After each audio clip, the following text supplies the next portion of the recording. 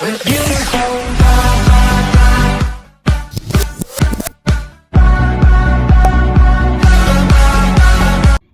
guys! Welcome back to my channel, Mommy Rex Vlogs! So today, sasamahan niyo akong maglilinis ng aking daycare. Kaya hindi ako nakapag-vlog. Super long time na hindi ako nagkapag-vlog. Nabubulol ako guys. Kasi nag-start ako ng aking daycare.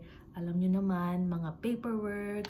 Busy ako sa paggawa ng mga paperwork, how to start a daycare.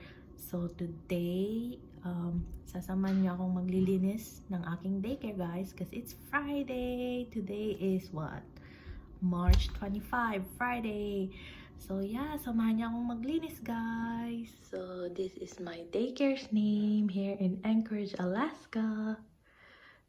Yan, if you guys live here, this is my daycare's name.